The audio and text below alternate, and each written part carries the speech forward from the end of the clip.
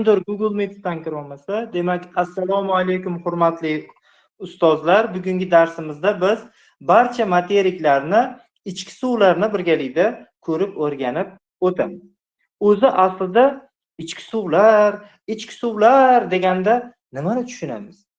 Bu ichki suv degani haligi odamning ichidagi suvlarga o'xshagan suv emas. Materiklari yerni tagidagi aynan suv ham emas. Ichki suv deyilganda biror bir hudud tushunganingizda daryolari, ko'llari, agar bo'lsa muzliklari, botqoqliklar va yer ostidagi suvlarini biz umumiy holatda, demak, ichki suvlari deb aytamiz. Umumiy olganda, masalan, ichki suvlarni hosil qiladigan eng asosiy manba bu yog'inlar hisoblanadi. Yer sharida suv tabiatda aylanib turadi. Shu orqali okeanlardan suv bug'lanadi, bulutga aylanadi, yomg'ir yog'adi va yerda suv uzluksiz aylanib boraveradi. Daryolar odatda oqar suvlar sifatida okean yoki berk havziga borib quyiladi. Yaxshilab bilib qo'yaylik, mana bu havza deganda shuni tushunishimiz kerakki, daryo oqib borib turib quyiladigan joy. Tinch okeaniga borib quyilyaptimi? Tinch okean havzasi. Yoki o'zimizda Qalanqasanga ikkita bir tenga qimmat qurib qolgan daryolarimiz bor. Bittasi Amu daryo, bittasi Sir daryo. Bu ikkitasi bitta bulbulli tuxumiday keladigan Orol dengizidan to'ldira olmay, mana necha yillardan beri halak. Borib turib quruqlikning ichida okeanga yetib bormasdan quruqlikka ichida singib ketyaptimi? Buni berk havza deb aytiladi. Ko'llar odatda chuqurliklarda to'planib qolgan suv massalaridir. Muzliklar chuchuk suvning asosiy zaxirasi. Savol tushgan. Quyidagilar ichidan chuchuk suvning asosiy zaxirasini toping. Muzliklar odatda chuchuk suvni deyarli 80% qattiq zich holatdagi ko'rinishidir. Yer osti suvlari esa artezian quduqlar, buloqlar va geyzerlar ko'rinishida yer yuzasiga chiqadi. Let's go. Afrikadan boshlaymiz. Afrikani umumiy olganda xaritasiga nazar tashlaydigan bo'lsak, daryolari ikkita okeanga quyiladi. Ya'ni sharq tomondan kunchiqar tomondan Hind okeani. Kunbotar tomondan g'arbdan esa Atlantika okeani. Va quruqlikning ichkarisida shunaqangi daryolari borki, demak, hech qayerga borib quyilmaydi. Mana masalan, e'tibor bering, Chad ko'li. Sahroyi kabirda joylashgan Chad ko'li, Chad ko'liga Shari degan daryo borib quyiladi. Xuddi shunaqa agar daryolar okeanlarga borib quyilmaydigan bo'lsa, demak, berk havza deb aytiladi. Masalan, Shari ko'li yoki Janubiy Afrikada Kalahari cho'liga singib ketadigan Okavango degan daryosi bor. Okavango. Daryoni qana qilib eslab qolaman desa, oke, mango sotasizlarmi? Nima? Oke, mango bormi deyapman desa, kuchanmasdan gapiring. Sizni eshitdi, men ko'llarim aynib ketyapti. Oke deyapman, mango sotasizlarmi? Mangoyini Kalahari cho'liga borib ye, bor yo'qol deb qayta o'rasiz. Demak, Kalahari cho'liga borib quyiladigan daryo Okavango daryosi. Ranglarga e'tibor qiling. Agarda daryolari borib Atlantika okeaniga quyilsa, yashil rang, Hind okeaniga borib quyilsa, sariq rangda tasvirlangan. Keling, hozir birgalikda matnni ko'ramiz va xaritadan solishtiramiz. Atlantika okeani havzasiga kiruvchi daryolar. Daryolarni, demak, Kongo daryosi, bu bilamizki ekvator kesib o'tgan, 2 marta ekvator chizig'ini kesib o'tgan daryo. Niger daryosi, esingizda bo'lsa, Ibn Battuta tomonidan o'rganilgan daryo. Senegal, Afrikaning eng g'arbiy qismidagi daryo. Oranj daryosi Afrikani, demak, janubi g'arbiy qismidagi daryo hisoblanadi. Orange. Mana haligi apelsin rang, limon rang, bir balo rang bor-ku, orange. Shunaqa. Va eng uzun daryosi Nil. Keling, mana ranglar orqali chamalab ko'ramiz. Afrikadagi eng uzun daryo bu Nil daryosi hisoblanadi. Achchiq uchakka o'xshab turib borib Misrda O'rta Yer dengiziga borib quyiladi mana. O'rta Yer dengiziga quyilish joyida tarmoqlanib, yunoncha uchburchak belgisi bor. Buni yunonlar delta deb aytadi. Xuddi shu belgiga o'xshash tarmoqlanib, uchburchak simon bo'lib, O'rta dengizga borib quyiladi. Haqli savol tug'ishdi. Ozgina bizga Atlantik okean deb turuvdingiz-ku. Qanaqasiga O'rta dengiz? Men cho'ta tushunmadim desangiz, O'rta dengiz bu Atlantik okeani tarkibiga kiradigan materiklar orasidagi dengiz hisoblanadi. Demak, bu O'rta dengizga quyiladimi? Boshqa dengizga quyiladimi? Atlantik okeani tarkibida bo'lganligi uchun Atlantik okeani havzasiga kiradi. Demak, qaysi daryo Atlantikada ekan? Nil.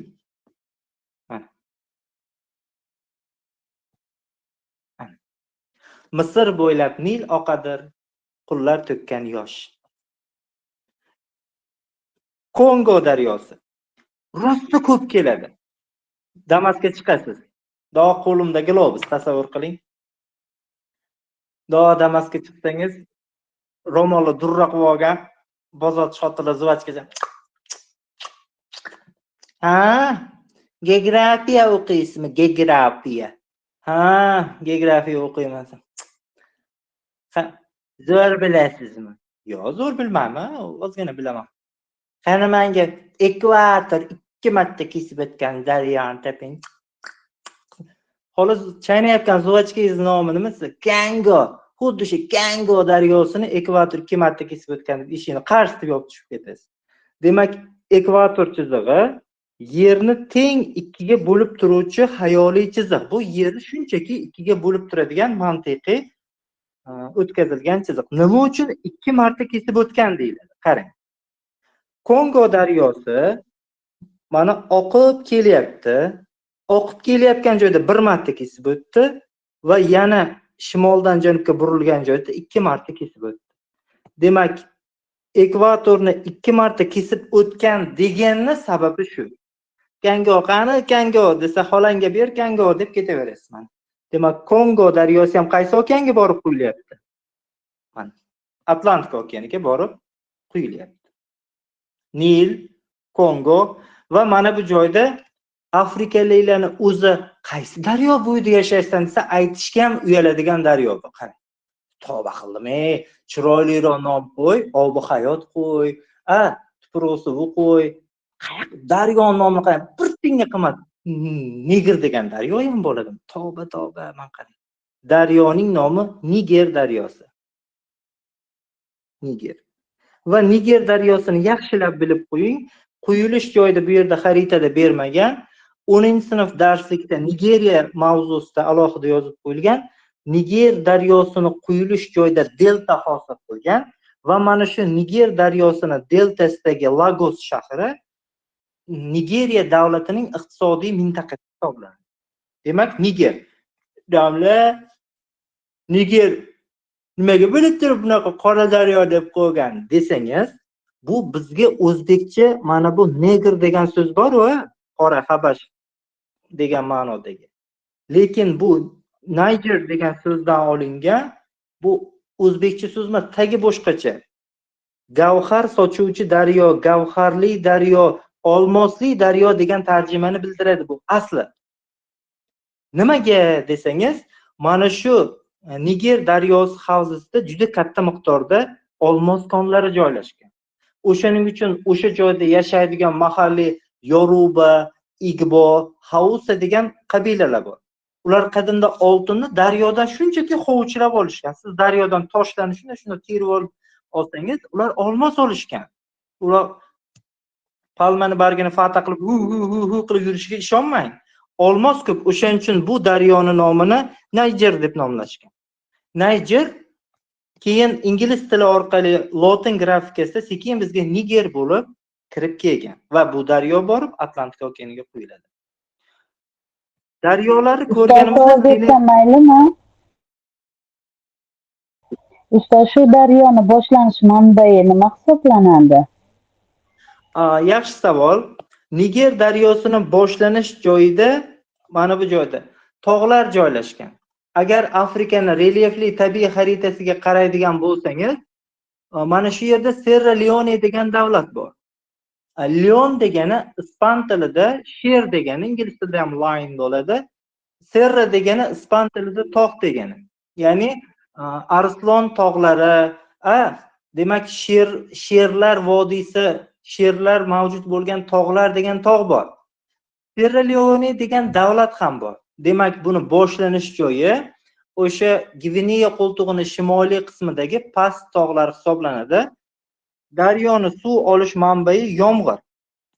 Nimaga yomg'ir deydigan bo'lsangiz, Niger daryosi ekvatorial mintaqadan boshlanadi. To'g'ri, uni shimoliy qismlari cho'ldan tropik issiq sahroyi kabirdan oqib o'tadi, lekin uning boshlanadigan hududi ekvatorial mintaqadagi nam mintaqaga to'g'ri keladi. Shuning uchun daryo suvlardan boshlanadi va shu orqali sekin astalik bilan 4000 kilometrdan ortiq masofada oqadi. Boshlanish joyi tog', lekin manbai nima edi osmondan tushadigan tupurg'i suvi yomg'ir hisoblanadi. Ma'lumot o'rnida aytib qo'yay, yomg'ir so'zi o'zbek tilida hozir yomg'ir deb atayapmiz, lekin buni asli kelib chiqishi yog'mir degan so'zdan kelib chiqqan. Ya'ni o'sha mana bu asosi yog'moq, ya'ni osmondan yog'ayotgan suv ma'nosida bo'lgan edi, qo'chqor akalar. Afrikaning eng g'arbiy daryosi deb Senegal degan daryoni gapirib o'tdik. Mana Senegal daryosi. Asterix va Obelix degan multfilm ko'rgan bo'lsangiz kerak. Gallar. Haligi Sezar egallay olmagan mitti qishloq bor-ku. Sen galsansa yo'q, sen galsan. Sening galing, yo'q, sening galing. Afrikaga sam bir oy bo'lib yashab kelasan. Bir oy davomida sen Afrikaga qo'shin tortasan. Men galmasman, sen galsan deydi. O'shani singari Afrikaning eng g'arbidagi daryoning nomi Senegal. Va oxirgi Atlantika okeaniga quyiladigan daryo bu Oranj daryosi. Oranj daryosi matnda ko'p tushadi. Mana oranj. O'zi mana oranj rang. Matnda ko'p tushadi. Sharqda Drakon degan tog'lardan boshlanadi. Drakon degani lotin tilida ajdarho degan ma'no bildiradi. Drakon tog'laridan boshlanib g'arbda Atlantika okeaniga quyiladigan daryo qaysi desa ko'zingiz yumib, shunchaki Oranj daryosi deb javob bering. Nima ekan? Qaysi tog'dan boshlanar ekan? Demak, Drakon tog'laridan boshlanib Atlantika okeaniga quyiluvchi daryo qaysi? Oddiy. Bola kabi fikrlang.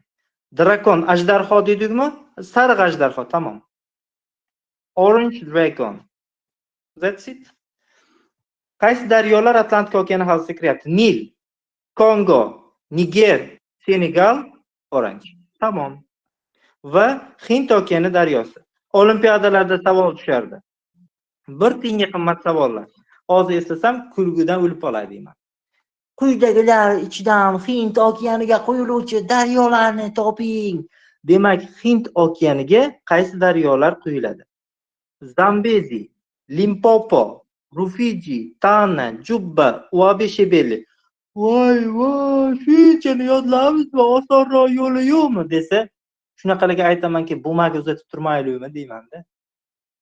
Video dars qilib bersak, rasmini bersak, prezentatsiyasini bersak, kitobini bersak, video tashab beramiz, audio tashab beramiz. Kitob ham o'qima, mayli shu dangasa yo'q, u kishimga nima miyalarni ochib joylab qo'yish kerak. Keling, sher kabi yodlaymiz. Xaritadagi o'rnidan ko'rsangiz, mazza qilib ko'rib ketaverasiz. Demak, biz Atlantika okeanini o'chirib tashlaymiz.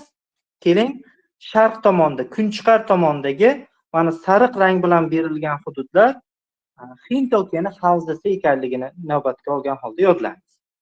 Darsligimizda berib qo'yganki, Hind okeaniga quyiluvchi eng uzun daryo bu Zambezi.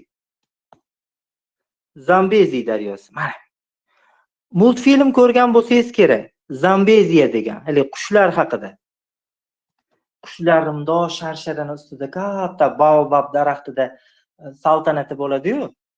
Zambeziya degan multfilm. O'shani eslasangiz, Zambezi daryosi esingizga keladi. Zambezi ikkinchi eng uzun daryosi Limpopo. Shuni yodlay olmang, nomini qarang. Limpopo. Limpopo, Zambezi, Limpopo, mana. Rufiji.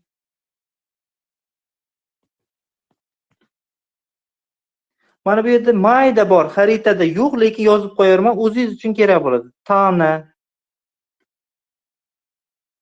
Jubba. Mana bu Uabi Shebelli nimaga bergan? Uabi Shebelli degan ikkita daryo mana qo'shilib ketgan. Uabi va mana ikkinchisi qo'shilib ketganini qarang, Shebelli. Endi qarang, Zambezi, Limpopo, Rufiji, Tana, Jubba, Uabi Shebelli. Zo'r yo'lni aytaymi? Tasavvur qiling, mani miyam chidamaydi.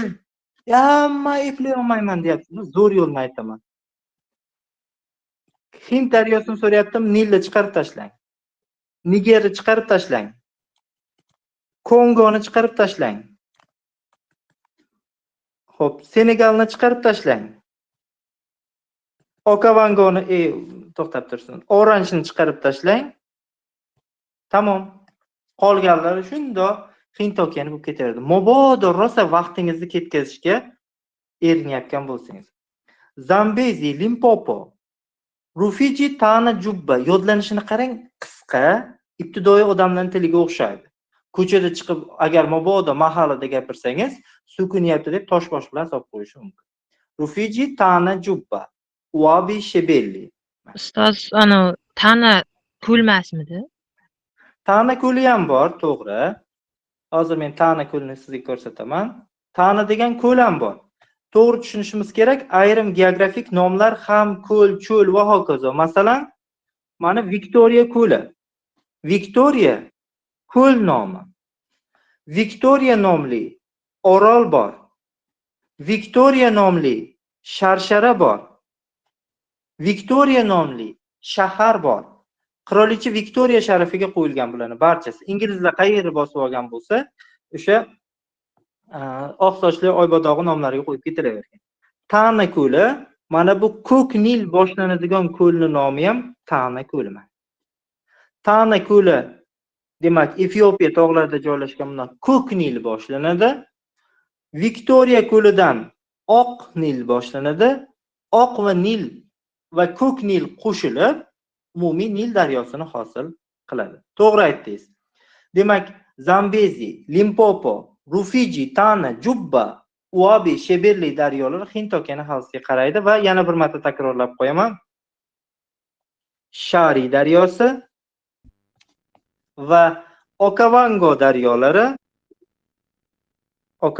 daryolari Berg havziga tegishli. Mabodo o'tirgan joyingizda yozib o'tirsangiz, qo'lingiz qaltirab akashay bo'lib qolmaydi. Daftar tutib yozib o'tirsangiz yana ham foydaliroq bo'ladi. Demak, Nil daryosiga qaytamiz. Nil dunyodagi eng uzun daryolardan biri. Misrdan oqib o'tadi. Uzunligi 6671 kilometr. 6671. Kimnidir uydagilar dadasi 66-yil, onasi 71-yil bo'lsa eslab olishingiz mumkin. 66-71. 6671 kilometr. Viktoriya ko'lidan oqib chiqib ketib, borib cho'lga qarab kirib ketadi. Endi boshlanish joyi Sharqiy Afrika yastog'ligi degan ma'lumot bor. Lavlaho, hozir Viktoriya ko'li dedingiz. Hozir. Sharqiy Afrika yastog'ligimi yo Viktoriya ko'limi? Sizni qaysi gapingizga ishonaylik? Bitta gapingizga 10 ta guvoh kerak desangiz, qarang. Kitobda shunaqa ikki xil ma'lumot berilgan. Toshbaqa uchadimi? Ha, uchadi. Faqat sal pastroq. Ustozimning gaplari. Endi qarang. Afrikaning sharqiy qismida Sharqiy Afrika yastog'ligi degan tog'lar joylashgan. Mana Sharqiy Afrika yastog'ligi.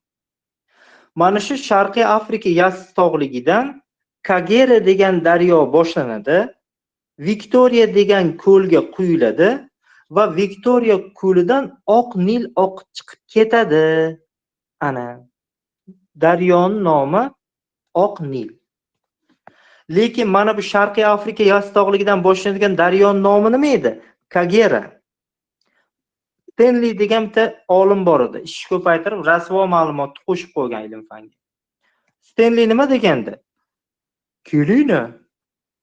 Mana shu Nil daryosidan boshlanish irmog'i shu bir tiyinga qimmat Kagera deb taklif qilamiz dedi. Demak, Kagera borib Viktoriya ko'liga quyiladi. Viktoriyadan Oq Nil bo'lib oqib chiqib ketib borib Ko'k Nil bilan qo'shiladi. Ko'k Nil qayerdan boshlanadi desa, mana bu Ko'k Nil Efiopiya degan tog'lar bor. Efiopiya qadimiy xristian davlati. Afrikada joylashgan noyob xristian davlati. Mana shu Oq Nil bilan Ko'k Nil birlashib, ana endi katta asosiy Nil daryosini hosil qiladi. Ketdi. O'shaning uchun matnda ham Sharqiy Afrika yastog'ligi deyilgan, ham Viktoriya ko'li deyilgan.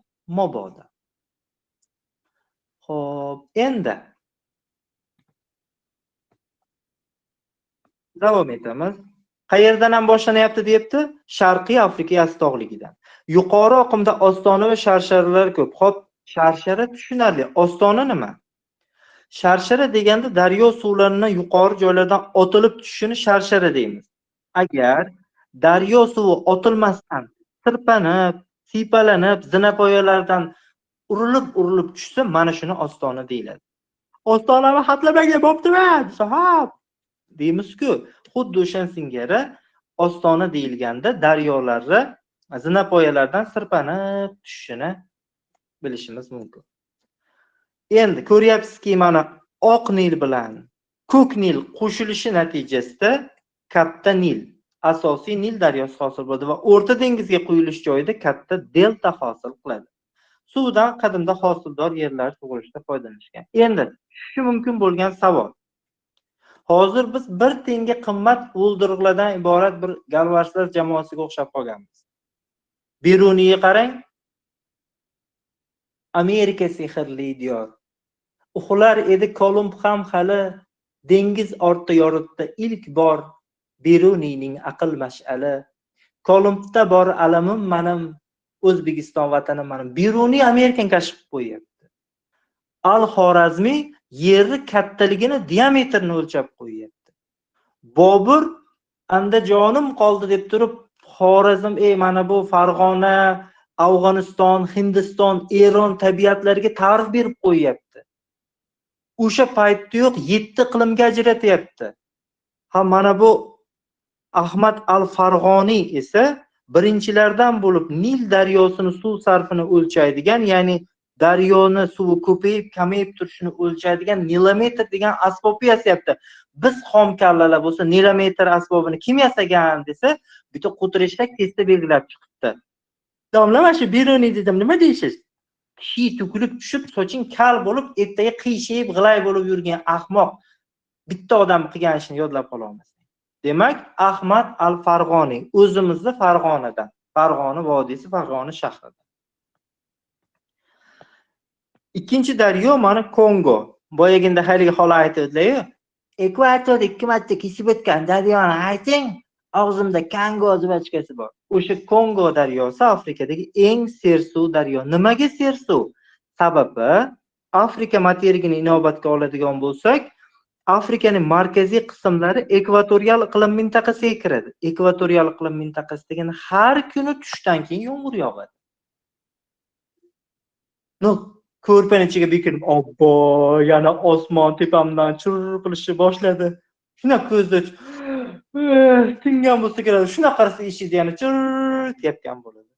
Bu holat Afrika markaziy qismida 365 kun davom etadi. Xuddi mana shu yil davomida yomg'ir yog'adigan ekvatorial mintaqada Kongo daryosi joylashgan. Shuning uchun har kuni yomg'ir yog'adi, daryo suvi sersuv. Butun dunyo bo'yicha eng sersuv daryo Amazonka daryosi hisoblanadi. Va ikkinchi o'rinda mana shu o'zimizning Kongo qani Kongo. Uzunligi 4320 km. Uzunligini qarang. Ilgari Bekinam qoch degan multfilm, qanaqa multfilm tomim ketib qoldi shekilli. O'yin bor edi. O'shanda sanalarda 10, 9, 8 tasavvur qiling. Kongo uzvachgan channel qani tasqara bekil. 4, 3, 2, 0 deb qidirishni boshlab yuboradi. Birni aytmading-ku, aytmayman deb darrab yosh bola urush chiqaradi o'shanisiga qarang. 4, 3, 0. 4320 km tashkil etadi. Bu o'sha bizda Kongo daryosining uzunligi. Tushib qolsa. Ekvatorni 2 marta kesib o'tadi. Yuqori va quyi qismlarida ostona va sharsharlar ko'p. Demak, bunda ham ostona sharsharlar ko'p. Nildan farqli tomoni tezda tushadi. Mana. Nildan farqli tomoni delta hosil qilmaydi. Boya nima degandik? Nil daryosi borib turib tarmoqlanib, uchburchaksimon tovuq panjasiga o'xshab turib delta hosil qilardi. Bu Nil. Kongo daryosi esa shu darajada chuqur daryoki, chuqurligi 70 metr tashkil etadi. Va delta hosil qilishga bu bechoraning vaqti yo'q. Haddan tashqari suvi ko'p, haddan tashqari chuqur, shuning uchun to'g'ridan-to'g'ri okeanga qo'shilib ketadi. Delta hosil qilmaydi. Mana shu savol testda tushgan. Kongo daryosi Nildan farqi nima? To'mi ketgan. Yo, bilan shoshilganini bilmasdan suvi kamda belgilab qo'yman, to'g'ri olarmikin deydi. Ha, sizni erkak kishi deb belgilab qo'ysa to'g'ri olaverdimi? Yo'q, ya bo'pti-da. Ekvatordan kesib o'tadigan daryo suv kam bo'ladimi? Xomkarlar miyangiz ichida bu narsa kam desa to'g'ri bo'lardi desam, yo'q, deydi. E'tiborli bo'lish kerak. Testda nima tushadi? Kongo daryosida Livingston degan sharsharlar guruhi bor. Livingston odamning ismi. David Livingston odam bilasiz, sher og'zidan omon chiqqan pahlavon degan taxallusi bor. Sherni oldiga borgan, o'zini o'likka sovg'agan, sher hech qachon o'laksa bilan oziqlanmadi, shuning uchun tifa deb ketib yuborgan. Demak, Livingston bu olim. Uni sharafiga Livingston sharsharlar guruhi bor. Kongo daryosining quyi qismida 32 ta sharsharadan iborat bo'lgan sharsharlar guruhi.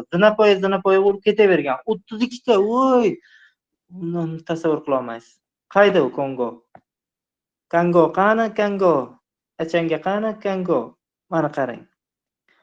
Kongo daryosini bundoq ko'radigan bo'lsak, daryoning okeanga quyiladigan quyi qismi, mana shu quyiladigan degan joyi quyi qismi ma'nosini beradi. Mana shu joyda 32 ta sharsharadan iborat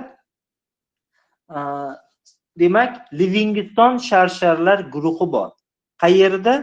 Quyilish joyida. Endi haqli ravishda umumiy savol tug'ilishi mumkin. Domla, butun dunyo bo'yicha ikkinchi o'rinda turadigan Kongo daryosi Afrikada ekan.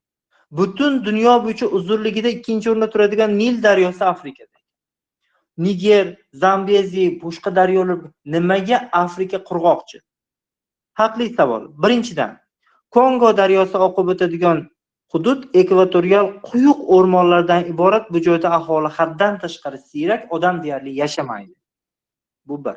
Ikkinchidan, Nil daryosini 90% hududi cho'l mintaqasidan oqib o'tadi va bu yerda daryoning deyarli 60% suvi shimilishga va bug'lanishga sarflanib ketadi.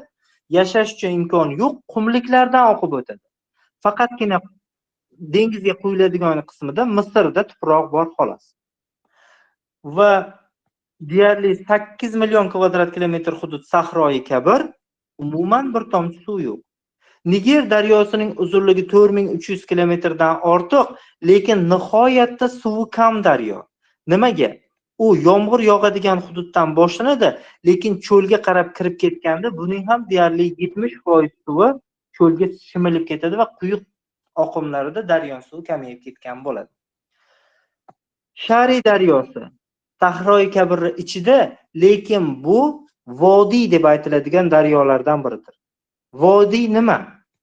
daryolarning Afrikadagi quruq o'zanlari vodiylar deb aytiladi. Bir suv oqadi, bir oqmaydi. Afrikada yirik daryolar bor, lekin ular faqatgina yomg'ir yoqqan mavsumda to'lib oqadi, qolgan paytda ro'za tutgan og'izday quruqshab yotadi. Shuning uchun Afrikada suv tanqisligi ko'p. Xo'p. Niger daryosi 4160 kilometr tashkil etadi. O'zi odatda 4 ga 1 ni qo'shsak 5 bo'ladi. Siz tasavvur qiling, yoshligingizda qop-qora bo'lgansiz. 1-sinfda sinf rahbari Qoravoy deb chaqirgan. Ha, Niger bo'lgansiz. Har safar doskaga chiqib 4 ga 1 ga qo'shsa nechi bo'ladi? 4 ga 1 ga qo'shadigan bo'lsak 6 deyavergansiz. Ha, qoraymay qolgil. Nigervoy 0 baho deb chiqarib yuboradi. Demak, Niger daryosining uzunligini eslaganingizda 4160 xayolingizdan chiqmasin. Kim agar Niger daryosining uzunligi agar moslashtiring deb tushib qolsa, topa olmasa, kal bo'lib qolsin. Chunki mana bunaqa testlar hozir juda ham ko'p, qarang. Moslashtiring degan testlar ko'p. Aytadiki, mana Niger daryosi, Kongo yoki Nil daryolarini berib turib, mana bu yerga A, B, S beradi. 6671 4160 4320 qilib bo'lib tashlaydi. Siz shunaqangi moslashingiz kerakki, ha, Niger daryosi, ha, men doim 4 ga 1 qo'ysam 6 qilib 0 olardim-a deb turib, mana bunday moslanadi. Demak, 1 ga 1. Kongo qani Kongo? Demak, 4 3 2 shatta zuvachga chaynab, bekinam qoch o'ynaganman. Ana. 2 ga S. Ha, endi shuni topa olmasa endi qurib qolsin. 3 ga ha, mana shundaqa paytda kerak bo'ladi. O'shaning uchun ingliz tilida imagination deydi. Mana bunaqa tasavvur qilib yodlash esingizdan chiqmasin. Niger daryosiga e'tibor beradigan bo'lsangiz, Atlantik okeaniga quyiladi. O'rta oqimida tekislik daryosi hisoblanadi. Ko'rdingiz, Sahroyi Kabirdan oqib o'tadi. Katta qismi qurg'oqchil yerlardan oqib o'tadi Sahroyi Kabirdan. Shuning uchun sug'orishda ahamiyati katta, to'g'onlar va kanal qurilgan. Yaxshilab mana shu ma'lumotni bilib qo'ying, eski kitobda yo'q. Yangi darsda berilgan ma'lumot. Qaysi daryoga ko'plab to'g'onlar, kanallar bunyod etilgan desa, domla, Nil daryosi bir 6000 yildan beri haligi sivilizatsiya-ku, o'shanga men Nil oldim. Basharang qurgur, yozmagan bo'lsa nimaga olasan? Yo Misrlikdan so'rab keldingmi? Yo'q, mana Niger daryosida cho'ldan oqib o'tganligi uchun kanallar qazib, to'g'onlar qurilgan. Undan tashqari Orange va Atlantika okeaniga tegishli Senegal daryolari ham mavjud. Buni ko'rib o'tdingiz. Boyaginda Zambezi daryosi haqida gaplashib o'tdik-a. Mana Afrika materigi deydigan bo'lsak, Afrikaning sharqiy qismida Hind okeaniga quyiladigan Zambezi degan daryo bor. Mana shu Zambezi daryosida Viktoriya sharsharasi bor. Ana haligi qirolicha Viktoriya sharafiga quyilgan. Sharsharaning kengligi 1800 metr. Mana bitta sharshara otilib tushyapti. Mana katta xolamni cho'lkalariga o'xshab. Kengligi 1800 metr. Demak, buni balandligi esa 120 metr tashkil etadi. 1800 metr kengligi, 120 metr balandligi Viktoriya. Endi biz buni ingliz adabiyotlari orqali Viktoriya deymiz, lekin o'sha joyda yashaydigan qoravoylar nima deb ataydi desa, uni nomi hozir aytsam tilim sepidan chiqib ketadi. Nomini qarang. Mozi oa Tunya. Mozi oa Tunya. Uyingizda aytib o'tirmang. Uyingizdagilar so'kinyapti deb turib, ketmon bilan solib qolishi mumkin. Demak, qanday yodlab qolamiz desak, tunlarimiz moziylarga tutashgan deb yodlab olsani bo'lardi. Yoki qirolicha Viktoriya allaqachon anjir poylagani ketganda, qirolicha Viktoriya tunda moziyga ketdi deb yodlab olsangiz, Zo'r yodlab olasiz. Mana qirolicha Viktoriya tunda moziga qarab anjir boylagani ketdi. Demak, Moziya va Tuniya deb nomlanadi. Buni tarjimasi gumburlovchi tutun ma'nosini bildiradi. Demak, o'sha joyda yashaydigan mahalliy qoravoylar Viktoriya demaydi, Moziya va Tuniya deb nomlaydi. Gumburlovchi tutun. Mana Zambezi daryosi haqida gapirganda, uni uzunligi 26-60 ekanligini ko'rishimiz mumkin. Hind daryosiga quyiladi. Bunda ham sharshara ostonalar ko'p. Viktoriya sharsharasini hosil qilgan va hokazo. Afrikada ko'llar mavzusi alohida mavzu. Afrikani agar tabiiy xaritasiga nazar tashlaydigan bo'lsangiz, asosiy ko'llari sharqiy qismida. Mana do'mbaloq, anaqa donga to'lgan tovuqday bitta ko'li bor. Nomi Viktoriya. Viktoriya ko'li. Viktoriya ko'lini o'ziga xos xususiyati ekvator chizig'i shimoldan kesib o'tgan. Mana shuni unutmang. Testda savol tushadi. Ekvator kesib o'tgan obyektlarni toping degani Viktoriya ko'li. Undan tashqari achchiq-uchakka o'xshagan uzun ikkita ko'li bor. Tanganika va Nyasa. Hozir xaritadan ham ko'rsataman. Demak, Tanganika va Nyasa nomli ko'llar bor. Bular nimaga oriq uzun ketgan desangiz, Afrikaning sharqiy qismida bilasiz, yer yorilganda. O'sha yer yorug'iga suv to'lib, ko'llarni hosil qilgan. O'sha natijasida bu uzun hisoblanadi. Bundan tashqari Sahroi Kabir markaziy qismida Chat degan ko'l bor mana. Hozir darrov dars to'xtash bilan bir-biringizdan chat qilib tashlaysiz-ku, shunaqa Chat ko'li. Darsim xotirjam o'taman. Undagi ovqatlanaman. Ovqatimni bichak o'paveringlar. Bugün de istedim. Bo'pti, do'ndiqchamiz. Suyu bormi? Bor. Xo'p, endi mana shu Chat ko'li, Viktoriya, Tanganika, Nyasa ko'llari hamda tog'li qismida, berk qismida boyaginda ko'rdik, Ko'k Nil boshlaydigan Tana ko'li hamda Rudolf, Rukva degan ko'llari joylashgan. Rudolf va Rukva ko'llari qizartirib qo'yyapman. Sho'r ko'llar hisoblanadi. Qolganlari sho'rligi haqida ma'lumot yo'q. Rudolf va Rukva ko'llari sho'r ko'llardir. Ana endi ko'llar haqida umumiy gaplashamiz. Endi hozir gaplashib o'tdikki, mana bu Tanganika ko'li yer yorug'ida joylashgan, Nyasa ko'li yer yorug'ida joylashgan. Viktoriya ko'li esa tektonik botiqda joylashgan. Ana shu joy cho'kishi natijasida biliq deb yer botib ko'lga aylanib qolgan. Tanganika va Nyasa ko'llari yer yorug'ida hosil bo'lganligi sababli Nyasa ko'lining chuqurligi 706 metr. O'y! Hazilakam narsa emas bu. Hazilakam narsa emas. Siz yarim metrli oddiy tiza baravar keladigan bassenda cho'kib vadat qilib o'lib ketasiz. Bu chuqurligi 700 metr. Undan ham battari bor. Tanganika 1435 metr. Boshqa ma'lumotda yana yozilgan 1470 metr. Mana shu ikkita ma'lumotni ham ko'rib qo'ying.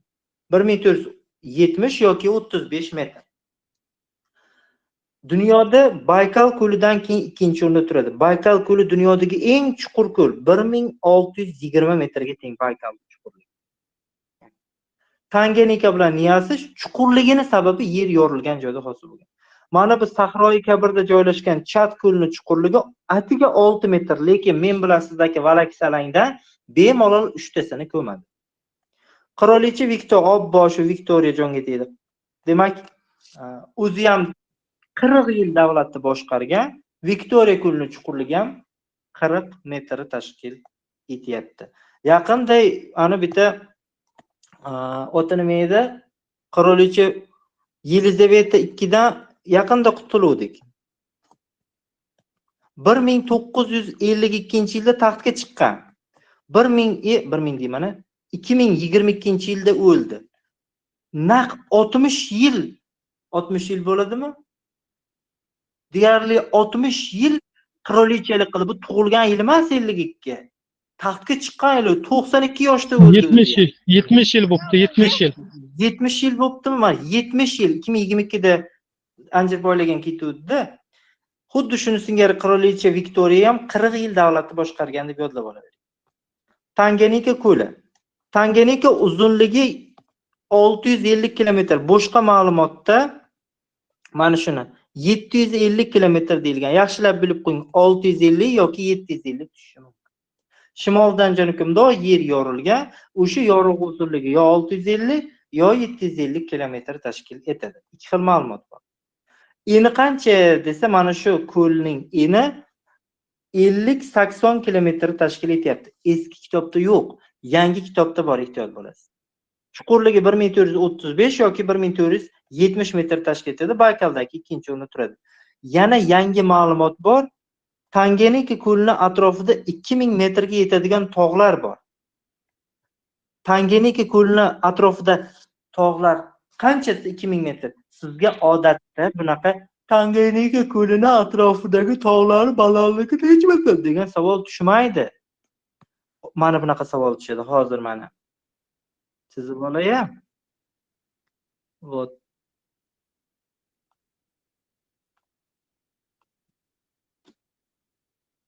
Mana. A, B, S, D. Quyidagi raqamlar bilan berilgan ko'llardan qaysi birining atrofida 2000 metrli tog'lar joylashgan? Yoki 2000 metrli tog'lar quyidagi ko'llardan qaysi birini o'rab olgan degan savol tushadi. Dumbulga o'xshab tangani shuni otib, o'nggichda A belgilama, orqasida B belgilama, osmonda qo'yib kelsa D belgilama, agar tikka tushib qolsa S belgilayman emas. Tanganika ko'li bu, demak S harfi bilan belgilangan hisoblanadi. Niyasi. Ikkinchi nomi Malavi. Sizga testda Malavi ko'lining chuqurligi qancha desa, Malavi deb o'tirmang. Mana bu Niyasa ko'lining ikkinchi nomi Malavi hisoblandi. Niyasa Malavi. Alifboda ham M va N harflari yonma-yon keladi. Ana shundan topib olasiz. Mana alifboda M, N, P, S, T deb yodlaymiz-ku. Malavi Niyasi. Bir joyda kelganligidan bilib olishingiz mumkin. 706 metr chuqurligi, uzunligi 560 kilometr. Bu ham Buyuk Afrika yer yorug'ida joylashgan. Demak, Baykalning chuqurligi qancha? Baykal 1620 metr. Tanganika qancha? 1435 yoki 70. Niyasa qancha ekan? Dunyoda 3-o'rinda turadi, 706 metr. Uzunligi bo'yicha, shimoldan janubga uzunligi bo'yicha Tanganika 750 kilometr, Niyasa undan ozgina kichikroq 560 kilometr tashkil etadi. Viktoriya ko'li. Viktoriya ko'li maydoni bo'yicha Afrikadagi eng katta ko'l, 68,000 kvadrat kilometrga teng. Eng kattasi Afrikada. Ma do'mbillab yotibdi-yu, aytdim boya, donga to'g'an xo'rozdaydi. Chuqurligi 40 metr tashkil etadi. Bukilmada joylashgan degani tektonik botiqqa to'g'ri keladi mana. Yer bukilib, botib ketgan joyga assalomu alaykum bratim deb mana bu joyga suv to'lib qolgan.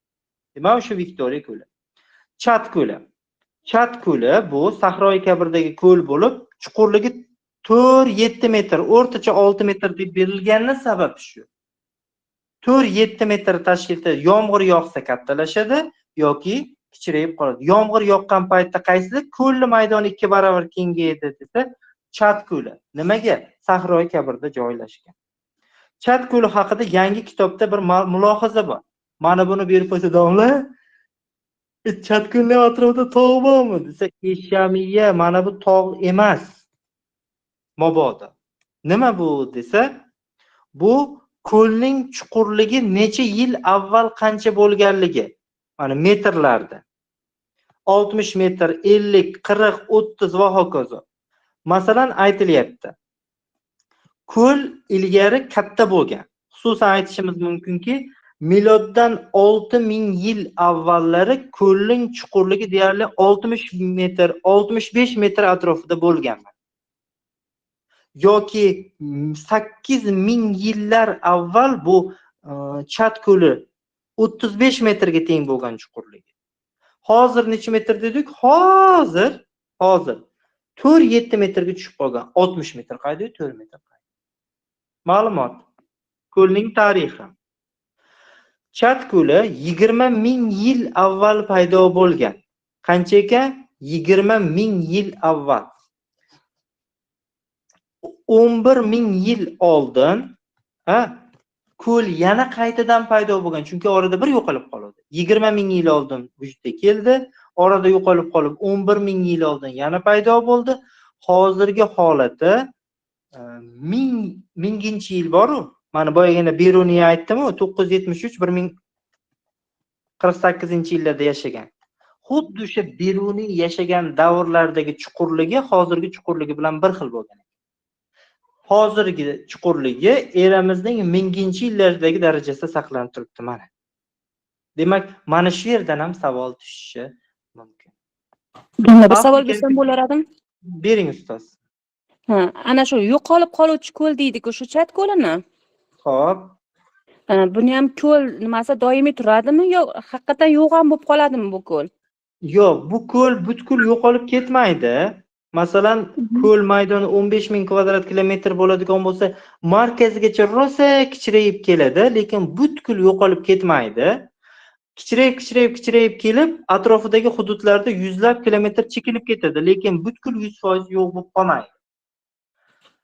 Xo'p, yo'qolib ketuvchi ko'l degan nomini olishini sababi mana bu qirg'og'idagi davlatlar uchun ko'l yo'qolib qoladi shuning uchun. Xo'p, endi kelinglar mustahkamlaymiz, guruhga yozasizlar. Xo'p, birinchi mana bu Shimoliy yarim sharni tahlil qilib olaylik. Xo'p, raqamlari ko'rinyapti deb o'ylayman. Xo'p, ketdi. Xo'p, ko'rinishi uchun bular alohida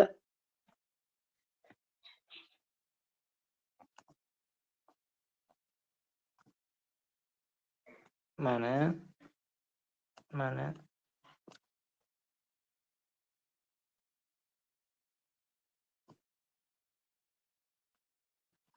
Xo'p, ketdi. Quyidagi raqamlardan qaysi birida delta hosil qiluvchi daryo keltirilgan? Kitobda delta deb yozilgan bo'lsin. Mana bu Niger daryosini o'zim aytdim. Bu 10-sinfda yozilgan, hozir yo'q. Lekin Niger daryosi ham hosil qiladi. Darslikda aynan bu delta hosil qilgan daryo bu Nil daryosi. To'g'ri. Quyidagi raqamlarda berilgan gidrografik obyektlardan qaysi biri yomg'irlar mavsumida maydoni 2 barobar kengayib kattalashib turadi?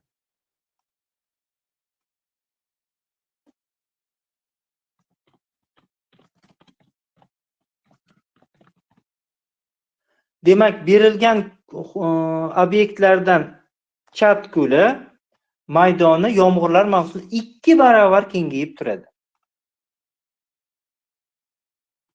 Yaxshi, Chat ko'li 29-raqamda berilgan. Quyidagi gidrografik obyektlardan qaysi birida to'g'onlar va kanallar qazilgan? Quyidagi gidrografik obyektlardan qaysi birida to'g'onlar va kanallar qazilgan? To'g'onlar va kanallar Niger daryosida qazilgan bo'lib xaritada 20 raqamida berilgan. Afrikadagi suv obyektlaridan qaysi biri, demak, chuqurligi 4-7 metrga teng bo'lgan ko'lga borib quyiladi? Afrika daryolaridan qaysi biri chuqurligi 4-7 metrli ko'lga borib quyiladi?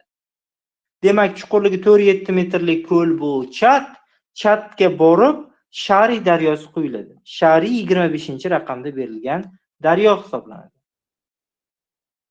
Keltirilgan daryolardan qaysi biri Tana ko'li Efiopiya tog'laridagi Tana ko'lidan boshlanadi? Daryolardan qaysi biri Efiopiya tog'laridagi Tana ko'lidan boshlanadi? Demak, xaritada 17 raqam bilan Ko'k Nil tasvirlangan. Ko'k Nil joylashgan hudud o'sha Efiopiya tog'ligi, tog'i tepasida Tana degan ko'l. Menga Tana qilma dedi-yu. O'shandan menga Tana qilma qilgan mehnatingni desa, mana Tana qilishdan qana bo'ldi, ko'z ko'karib chiqadi. O'shaning uchun ham Ko'k Nil. Ana. Xo'p, endi quyidagi obyektlardan qaysi biri Sharqiy Afrika yasitog'ligidan boshlanadi? Daryolardan qaysi biri Sharqiy Afrika yasitog'ligidan boshlanadi? Bu Oq Nil hisoblanadi. Oq Nil Sharqiy Afrika yasitog'ligidan boshlanib, Viktoriya ko'liga quyiladi. Bu 16 raqamda berilgan. Barakalla. Afrikaning eng g'arbiy qismida joylashib Atlantika havzasiga quyiluvchi daryo qaysi? Eng g'arbida Atlantikaga quyiluvchi daryo bu Senegal daryosi bo'lib, 24-raqamda berilgan. Senegal poytaxti Dakar. Oladiz. Barakalla. Davom etamiz. Janubiy yarim sharga tushamiz endi. Demak, Afrikani umuman mana ikkita yarim sharga bo'lib olib turib tahlil qilsak osonroq bo'lsa kerak. Xo'p. Qo'chqor akalar mana chiroyli chizib qo'yay. Mana shuni chizdi demasdi. Mana 19, 26, 27, 28, 21, 31.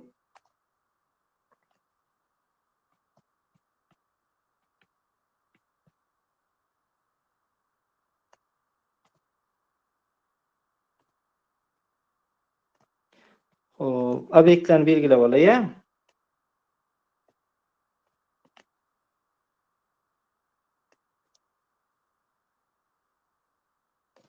Xo'p, ketdi. Afrikadagi gidrografik obyektlardan qaysi biri shimoldan janubga 560 kilometr masofaga cho'zilgan? Afrikadagi gidrografik obyektlardan qaysi biri shimoldan janubga 560 kilometr masofaga cho'zilgan?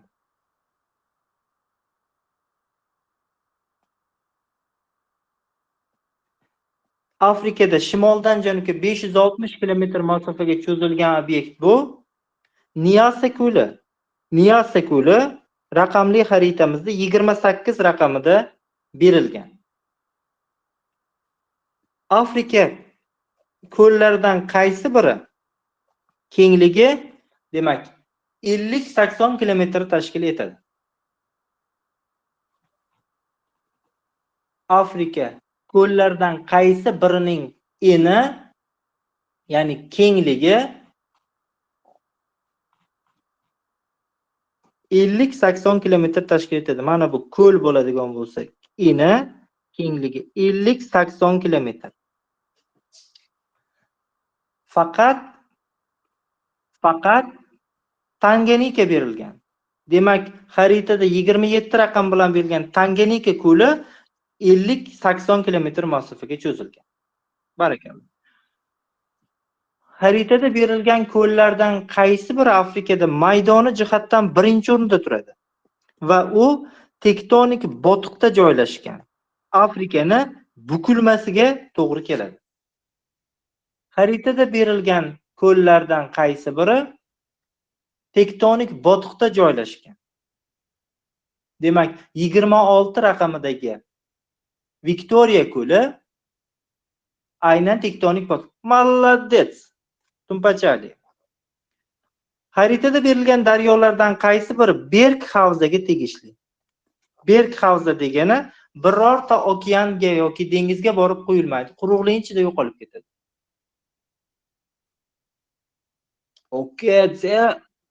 Okelama, mangoyini borib Kalahari'da ye, Afrikada ye deb sukib qayda bordi desa, Okavango daryosi bo'lib, daryoning nomi Okavango, u 24-raqamda berilgan. Barakalla. Quyidagi daryolardan qaysi biri Drakon tog'laridan boshlanib Atlantika okeaniga quyiladi? Drakon. Demak, sharqda Drakon tog'laridan boshlanib g'arbda Atlantika okeaniga quyiluvchi daryo bu Oranj daryosi, qo'chqor akalar. 22-raqamida berilgan, Afrikaning eng janubidagi daryo desangiz ham bo'laveradi. Oranj. Raqamda berilgan obyektlardan qaysi birining balandligi 120 metr, kengligi 1800 metr tashkil etadigan sharshara hisoblanadi? Quyidagi obyektlardan qaysi biri balandligi 120, kengligi 1800 metrlik sharsharani hosil qilgan. Bu Zambezi daryosidagi Victoria sharsharasi hisoblanadi. Demak, Zambezi daryosining Victoria sharsharasining balandligi 120 metrga teng. To'g'ri.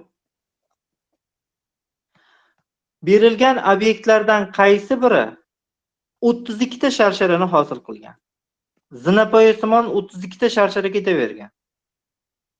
Quyidagi obyektlardan qaysi biri 32 ta sharsharani hosil qilgan? Hosil qilgan deyapman. 32 ta sharshara qaysi raqamda berilgan demayapman. Hosil qilgan. Daryoda hosil bo'lganmi? Kongo daryosidami? Kongo daryosi 19 raqamida berilgan va o'sha 32 ta sharsharadan iborat Livingston sharsharlar guruhi bir raqami bilan keltirilgan. Stanley degan sharshara ekvator kesib o'tgan joyiga to'g'ri keladi. Uni nomi Stanley har ehtimolga qarshi. Dunyodagi eng baland sharsharlardan biri Afrikaning janubiy Nima deysiz?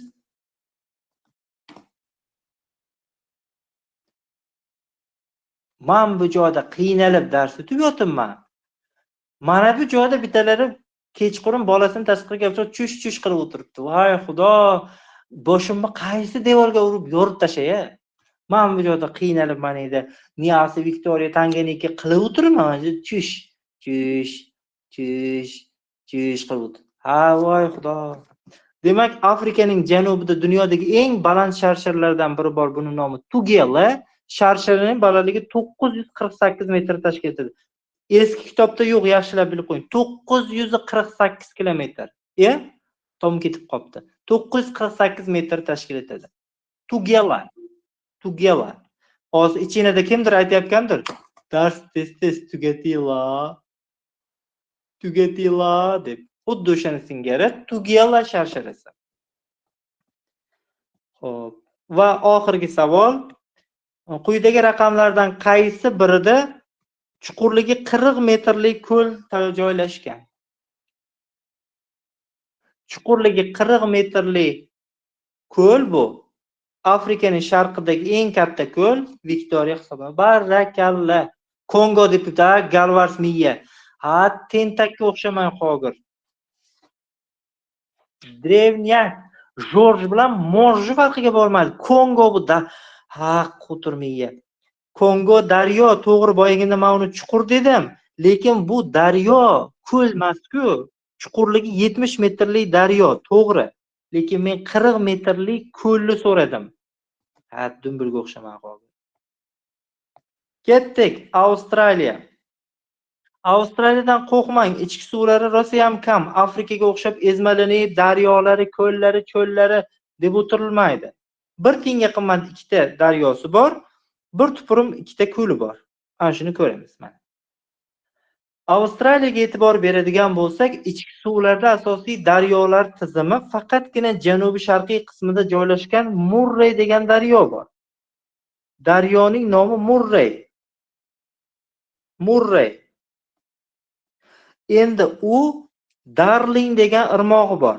Darling degani ingliz tilida asalim, shakarim, shirinim, do'ndiqcham degan ma'nolarni bildiradi. Asosan haligi yaqin odamlarga nisbatan ishlatiladi.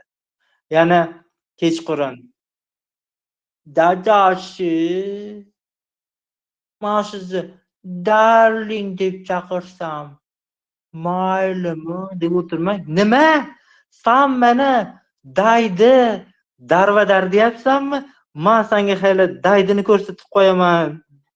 Qulog'im tagiga qars tushganligi daydi degan qo'shiqlarni aytib o'tirmaydi. Darling. Demak, Murray va Darling daryolar sistemasi. Bu daryoning uzunligi 3490 kilometr tashkil etadi. 3490. 34 yoshsiz 90-yil. 90-yillar bormi orangizda? Qachondir 34 yosh bo'lgansiz. 2024-yil bo'lgan bo'lsangiz kerak. Murray Darling 34-90. Endi Avstraliya o'rtasidan janubiy tropik chizig'i kesib o'tgan. Shuning uchun hududining juda katta qismi tropik issiq mintaqa va dunyodagi eng quruq materik hisoblanadi. Eng quruq. Afrikaga qaraganda 5 marta kam yomg'ir yog'adi Avstraliyaga. Jamla. Aldamang. Aldamang. Afrika quruq-ku? Yo'q. Afrikaga qaraganda Avstraliyada 5 barobar kam yomg'ir tushadi. Isbotlab beraymi? Afrikada eng ko'p yog'in qayerga tushadi? Devonjaga 10,000 millimetr. Avstraliyaga eng ko'p yog'in 2,000 millimetr yog'adi. Yo 5,000, 6,000 yog'adigan joyini bilasizmi? Yo'q. Demak, 5 marta Afrikaga qaraganda kam yomg'ir tushadi. Endi shuning uchun markaziy qismda qurib qoladigan ko'llar sistemasi bor. Bular uzuq-uzuq beriladi. Nomi Eyr Nord. Eyr degani xullas nomi. Unga uzuq-uzuq daryolar kelib quyilayotganini ko'ryapsiz. Mana shu uzuq-uzuq daryolarning nomi Krik deb aytiladi. Krik. Trik emas, Krik. Daryolarning quruq o'zamlari kriklar deb aytiladi. Eyr Nord ko'liga ikkita krik kelib quyiladi. Ularning birining nomi Eyr Krik, daryoning nomi, ikkinchisi Cooper Krik. Eyr Krik, Cooper Krik, Eyr Krik, Cooper Krik mana. Cooper daryosi. Eyr Krik va Cooper Krik degan daryolar kelib quyiladi. Bular krik vaqtincha qurib qoladi. Endi Eyr Nord ko'lining o'zi esa yomg'ir yog'sa kattalashadi, boshqa payt kichiradi. Xuddi Chat ko'liga o'xshadi. Venn diagrammasini tuzsangiz albatta inobatga oling. Venn diagrammasida ikkitasini bundoq qiling. Chat ko'li va Eyr Nord ko'li. Buni o'ziga xos xususiyat dengiz sathidan 16 metr pastda joylashgan Eyr Nord ko'li. Chat ko'li esa Shari daryosi kelib quyiladi. O'rtasiga yozib qo'yishingiz mumkin. Yomg'irgarchilik paytida kattalashib kichrayib turadi. Umumlashtiruvchi xususiyati shu. Xo'p.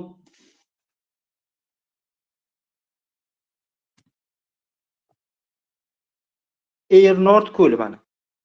O'rganishingiz kerak bo'lgan joyi shu. Endi Eyr Nord ko'li cho'llar o'rtasida joylashgan. Shuning uchun bu joyi Afrikaning o'lik yuragi deb aytiladi. Nima ekan? Afrikaning o'lik yuragi. Mana. Afrikaning o'lik yuragi. Undan tashqari attestatsiyada bir savol tushdi. Keri ko'li qaysi materikda degan savol. Avstraliya, Afrika dedingiz. Xo'p. Uzr. Bir qoshiq balchiqqa o'xshagan quyuq sassiq qonimdan voz keching. Men bechara 1 soat 2 daqiqadan bir timirskilanib baqirib o'tiribman, o'shaning uchun miyam zamikaniya bo'lib, tilim sepidan chiqib ketib qolsa xafa bo'lmaysizlar. Uzr. Keri degan ko'l. Keri ko'li Avstraliyada joylashgan, attestatsiyada tushganda mana shu savol. Demak, ko'llardan ikkita ko'lni asosiy bilib oling, xaritada bor. Eyr Nord ko'li hamda Keri ko'li.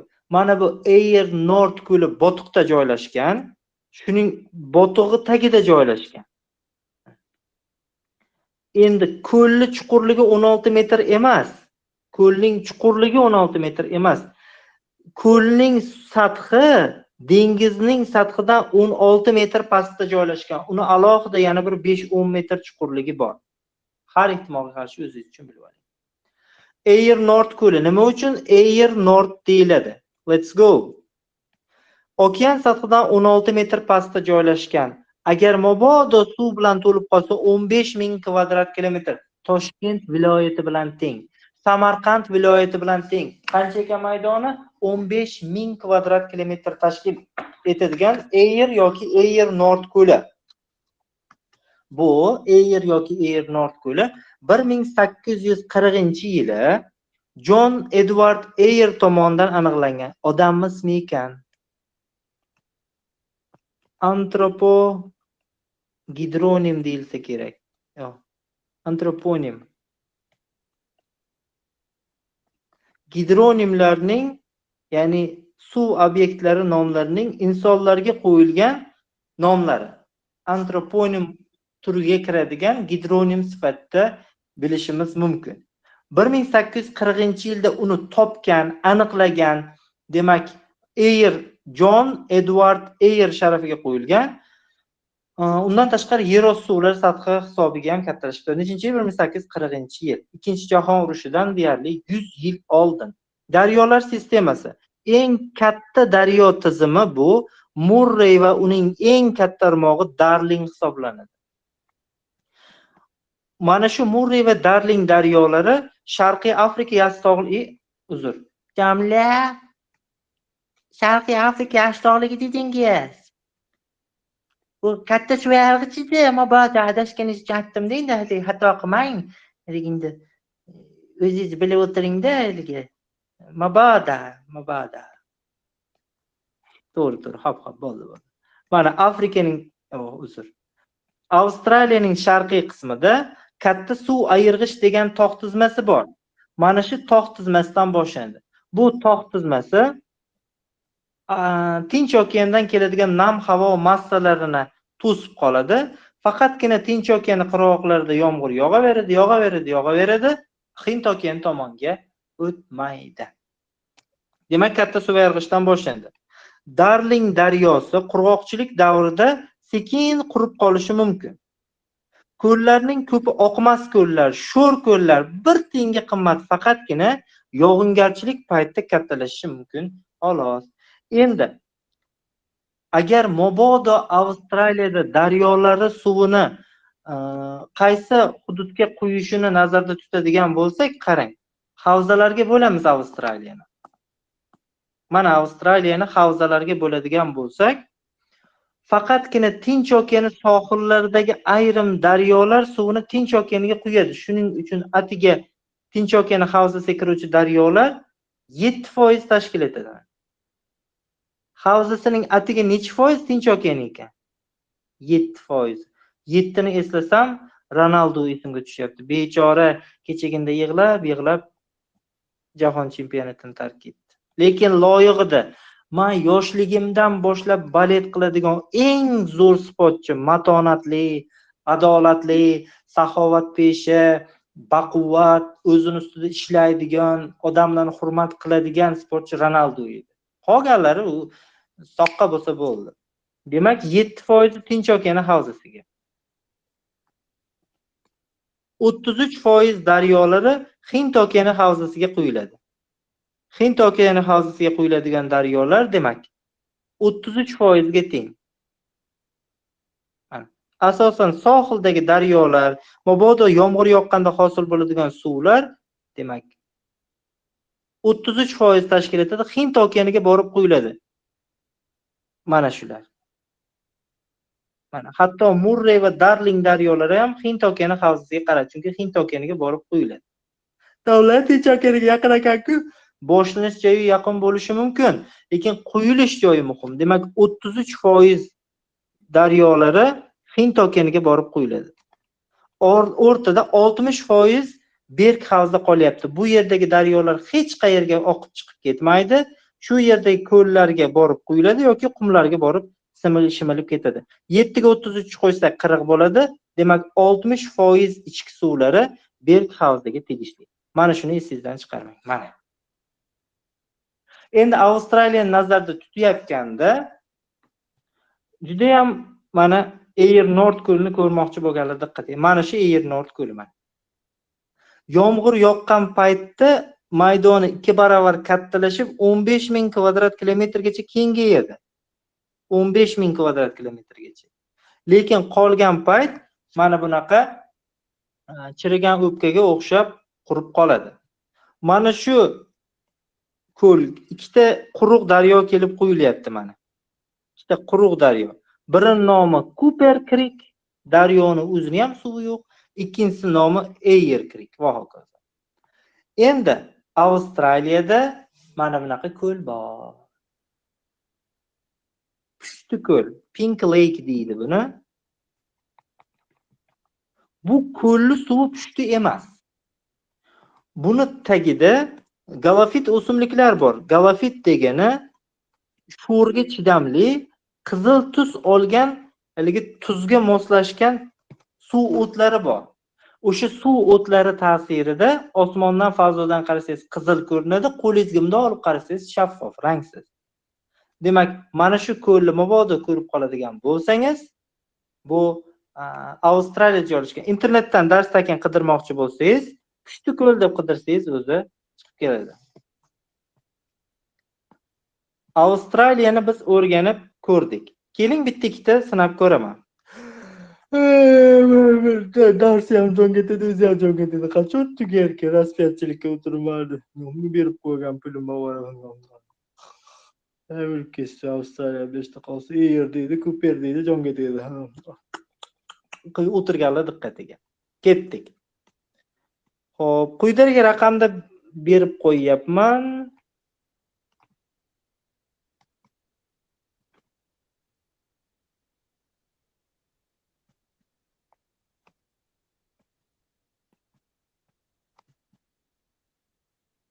Ana. Quyidagi gidrografik obyektlardan qaysi biri suv bilan to'lganda maydoni 15,000 kvadrat kilometrdan ortadi?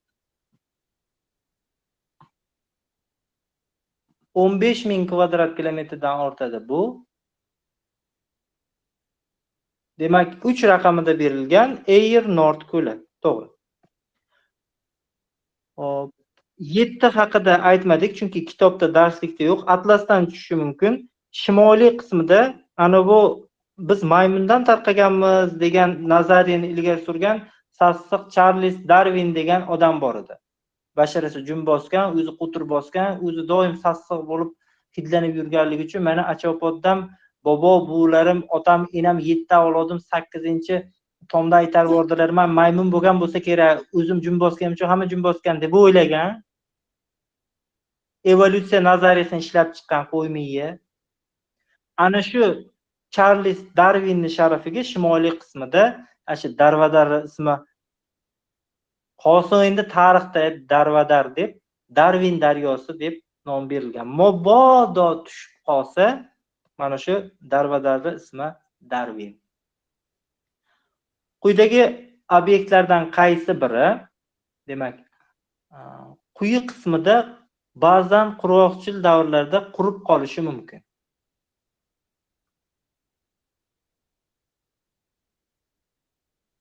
Demak, bu Darling daryosi hisoblanadi. Murray daryosining yirik irmog'i ba'zan qurib qolishi mumkin. Doimiy qurug'ini u kirik deydi. Ba'zan qurib qolishi mumkin. Bu o'sha Darling daryosi. Avstraliyaning eng uzun 3490 kilometrli daryo tizimi qaysi? Avstraliyadagi eng uzun daryo tizimi bu Murray daryosi, Murray. Darling esa uning irmog'idir. Murray daryosi. Domlar, nimaga Darling uzun bo'lsa, haligi Murray irmog'i Darling deyiladi. Nimaga Darling irmog'i Murray emas desangiz. Mana bu Murray daryosi doimiy daryo, bu qurib qolmaydi. Mana Darling esa soyga o'xshash. Ba'zan kelib quyiladi, ba'zan kelib quyilmaydi. O'shaning uchun. Quyidagi raqamlarda berilgan hududdan qaysi biri Avstraliyaning o'lik yuragi deb nomlanadi? Avstraliyaning o'lik yuragi. 1840-yilda John Edward Eyre tomonidan kashf etilgan Eyre Nord ko'li joylashgan hudud Avstraliyaning o'lik yuragi deb nomlanadi va bu dengiz sathidan 16 metr pastdagi jarri ichidagi qurib qolgan ko'l. Ikki raqam bilan qaysi daryo tasvirlangan? Avstraliya xaritasidagi ikki raqam bilan qaysi daryo tasvirlangan? Cooper Creek, Cooper Creek, Cooper Creek, Cooper Creek, Cooper Creek, Cooper Creek. Ha, ko'ppakka o'xshamay qolgan. Ko'ppak deganga o'xshaydi. Cooper Creek mana. Demak, Cooper Creekni g'arbidagi daryo esa Eyre Creek. Ayer Creek, Cooper Creek. Ayer, Cooper Creek. Demak, quyidagi xaritada Kerry ko'li qaysi raqam bilan belgilangan? Yo'q, 6 raqam bilan qaysi ko'l tasvirlangan? Tavba qildim, astag'firullah, tavba qildim. Men sizlarga oson qilib qo'yaman-ku bunaqada. 6 raqam bilan Avstraliyadagi Kerry ko'li tasvirlangan. Молодец. Ketdik. Va navbatdagi hududimiz Okeaniya. Okeaniyada ham bu narsa bormi, domla desangiz. Okeaniya nima o'zi? Qarang. Mana bu Shimoliy Amerika. Mana bu Janubiy Amerika. Yevrosiyo.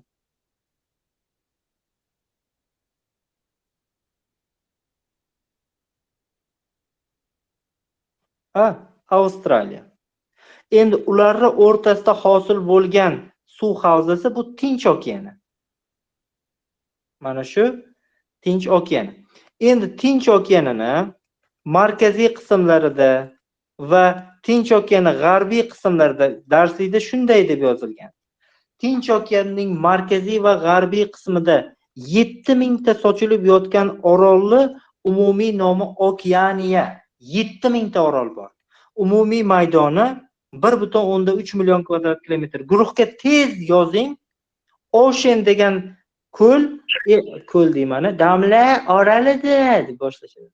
Ocean oroli qaysi guruhga mansub? Polineziya, Melaneziya, Mikroneziyaga bo'lganmiz-ku, aytganman. Ocean kinosini eslang. Ocean qanaqa yuradi? Qadam bosishiga ko'ningiz aynib ketadi. 4 qadam bosguncha obed bo'ladi. 5 qadam bosguncha kino tugaydi. Mayda qadam bosadi, shuning uchun Mikroneziya deb gaplashgan. Bitta dumbilmiya maniga yozib yotibdi. Polineziya deb. Demak, xuddi shu Okeaniyada ham daryolar bor. Keling gaplashamiz. 3 ta daryosini eski 10-sinf darsida berilgan. Hozir 7 o'tyapmiz, lekin 10 takrorlab qo'yamiz. Sepik degan daryo bor. Sepik 1126, 1126 taksi chaqiraverasiz. Alo, taksimi? Ha, taksi. Mana ko'cha boshidagi So'taqo'ziman. Ya, So'taqo'z aka, sizning mashinangiz bor-ku, nimaga siz 1126 taksi chaqiryapsiz? Ha, mashinamni sepib tashlab yubordi. Yo'q aka, mashina sepi yo'q-ku. Mashinam bor deb maqtanasiz, velosipedingiz bor ekan-da. Ha, nima tikki balonli donusda u deydi. Demak, 1126 kilometrlik daryoning nomi Sepik daryosi. O'zingizcha Tahoim bor deysiz, o'zingizcha haligi Lamborghini minaman derdingizmi? Ha, endi ikki g'ildiraliligini aytkim kelmadi. Sepik 1126. Fly degani mana pashsha deb tushunsangiz ham mayli. Uchaman desangiz ham mayli. Fly demak 1050 degan taksi bor Namanganda. Mana. Xohlasangiz uchar taksi deb nomlang, xohlasangiz pashsha taksi deb nomlang. 1050. Demak 1050 metrlik Fly daryosi 1050. 1126 nima edi? Sepik. Velosipedda sepib tashlab yubordi desa bu 1126. 1126. Fly 1050. 1 kilometrlik daryo. 1 tiyinga qimmat. Biz mahallamizdagi ariq ham undan uzoqroq. Mana u nomini qarang. Tuzukroq nom qo'l. Unli harflarni qarang. U bo'g'ilamiz. A, I, Kato, Waikato, Waikato, Waikato, Waikato, Waikato. Tuzukroq yodlashga bir uzunligi ham bo'lsa mayli ekan, 425 kilometr ekan. Ya'ni Ko'li-Mayfdagi yozib qo'yibdi. Okeaniyadagi eng yirik daryolardan o'lsin 400 kilometrlik daryo ham uzoq bo'laveradi. Waikato 425 va hokazo. Endi eng muhim ikkita ma'lumot. Yangi Zelandiya, esingizda bormi? Hoshimjonning kinosi bor-ku. Men Yangi Zelandiyada bo'lganman deylar-ku. O'sha Yangi Zelandiyada 40 tadan ortiq daryo bor ekan. Demak, daryolari soni 40 ta. Domla 40 ta daryo ham daryomi desangiz, Yangi Zelandiya 200 ming kvadrat kilometrlik kichkina orol davlat. Orol davlati uchun 40 ta ideal. Ko'llarning soni 3280 tani tashkil etadi. 3000 tadan ko'p ko'l bor. Oy, O'zbekistonda jami ko'llarning soni che bo'lsa 150 taga yaqin ko'l bor O'zbekistonda. Filday, eshakday bizning davlatda 150 ta ko'l bor. Mana bu yerda kichkina burgani tuxumiday keladigan davlatda 3000 ta ko'l bo'lyapti. Mabodo ertaga qaysi davlatda 3280 ta ko'l bor desa, Yangi Zelandiya deb javob beraverasizlar. Bo'ptimi? Va oxirgi o'tadigan materikimiz Antarktida. Ko'chadagi mahalla xotinlardan so'rasanglar, Antarktida deb boshlashadi darrov. Antarktida materigi hozir bizga muzli materik bo'lib ko'rinaveradi. Muzlarni o'rtacha qalinligi 2040 metrga teng. Eng muzli qalin joyi 4,5 metr tashkil etadi. 4500 metrli muz bilan qoplangan muzli joy bu. Agar mabodo muz erib ketadigan bo'lsa, hududini 70% suv tagida qolib ketadi. Hozir mutlaq balandligi 2040 metr dedik-ku, agar hamma muz erib ketadigan bo'lsa, Antarktida o'rtacha balandligi 110 metrga teng, past kichkina suvni tagidagi ozgina materikcha bo'lib qoladi, xolos. Endi hozirgi kunda muz bor. Muzlarni qanaqa holatda uchratishimiz mumkin? O'rtacha qalinligi 2040 metr bo'lgan muzli materik sifatida. Va yaxshilab e'tibor bering. Mana bu ma'lumot attestatsiyada tushuvdi. Muz bilan qoplanganligi uchun o'rtacha mutlaq balandligi boshqa materiallardan 3 barobar baland. Hatto Yevrosiyoning ham o'rtacha balandligi 850 metr xolos. O'rtacha balandligi. Ha bu 2 kilometr bo'lyapti. Sayyoramizdagi chuchuk suvning 80% chuchuk suv muz holatida Antarktidada, mahallani odamlariga tili bilan aytganda, Antarktidada muz holatda to'plangan. Antarktidada oppoq muz bor, faqat oq bormi? Domla, Antarktidada faqat muzlar o'sha rangsiz holatdami? Ha, sen o'zingcha qizil pushti muz ham bor deb o'ylaganmiding? Mol, darsparti savol bermagin, ko'pak, yozgan begin demasdan kitob o'qing. Aytyapti. Antarktidada muzlarning har xil ranglari bor. Moviy va ko'k rangli muzlar bor. Sokin sharoitda, tinch holatda o'zi shunchaki muzlagan bo'lsa va tarkibida hech qanaqa modda bo'lmagan muzlik haqiqatdan moviy ko'kish oddiy o'zimizni muzlik bo'ladi. Agar yer ichidan Antarktidada 3 ta vulqon bor, kimning esida bor?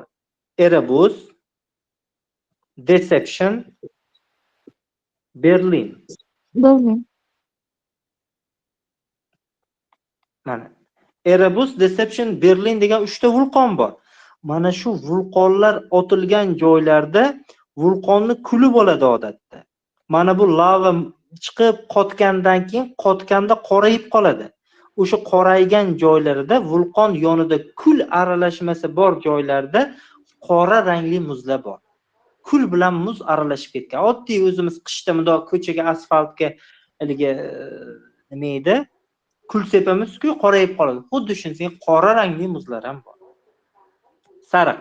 Bu haligi mabodo Antarktida o'rganayotgan olimlarni bolasi bir qilib qo'ygan bo'lsa, o'sha sariq deb o'ylang. Hocam, Tushyapsiz.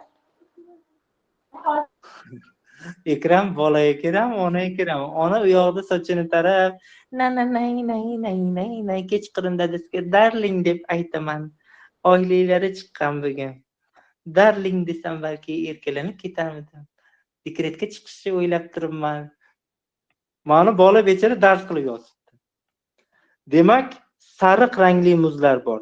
Jigarrang rangli muzlar ham bor. Sariq yoki jigarrang rangli muzlar. Qanaqa?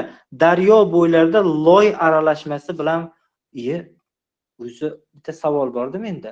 Antarktidada o'zi asli daryo bormi? Daryo yo'q.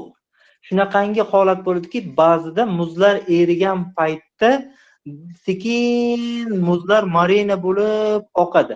Ana shunaqa joylar yaqinida ekanligi nazarda tutgan bo'lishi mumkin. yana aniqlashtirib qo'yishimiz kerakki, dengiz bo'ylarida. Chunki ko'pchilik domla daryo bo'ylarida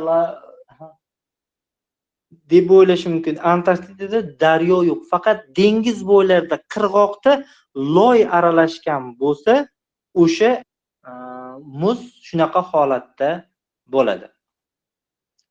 Xo'p, endi qizil va pushti bo'lishi mumkin. Qizil yoki pushti planktonlar va boshqa bakteriyalar ko'p bo'lgan joylarda qizil yoki pushti bor.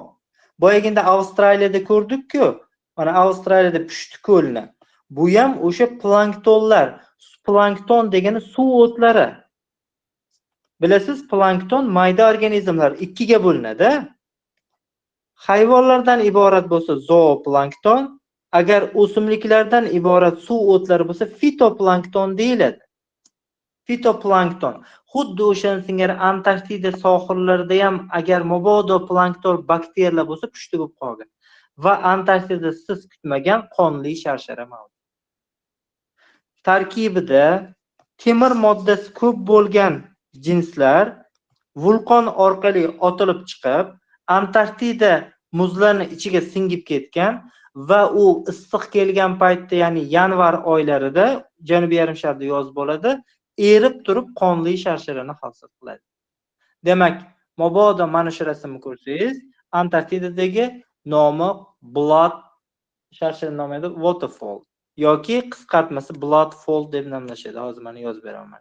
Qidiradigan bo'lsangiz Blood Fall desangiz o'zi chiqadi.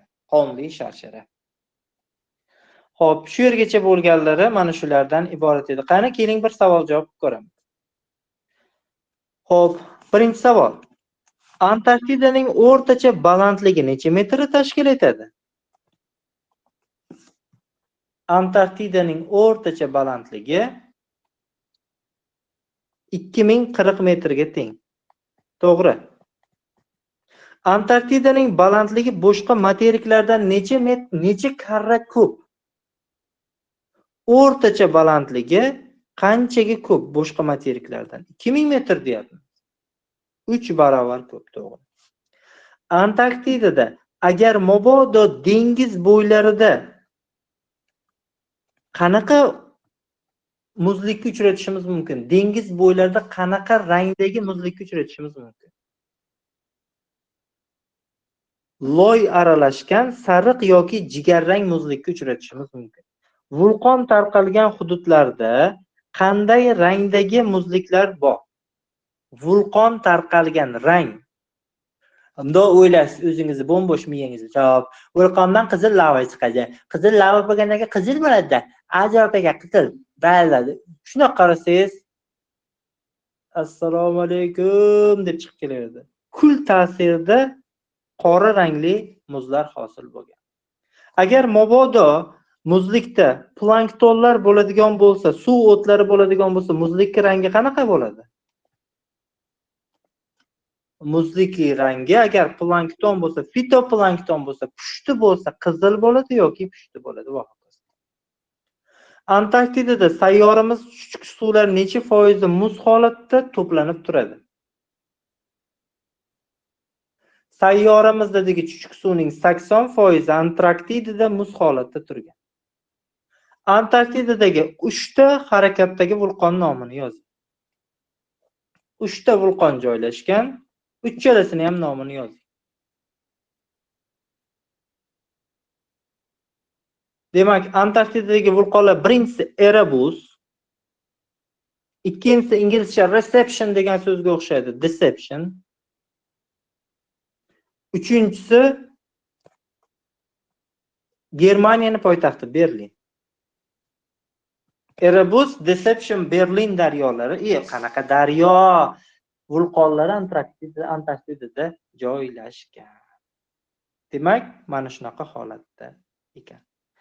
Ustozlar, biz Afrika, Avstraliya, Okeaniya hamda Antarktidadagi suv resurslari haqida gaplashdik. Undan tashqari bizda Janubiy Amerika, Shimoliy Amerika va Yevrosiyodagi daryolar va ichki suvlar bor. Bu nihoyatda katta mavzu bo'lganligi sababli bitta darsni o'zida singdirib, yodlatib tugash qiyin. Shuning uchun mana shu mavzuni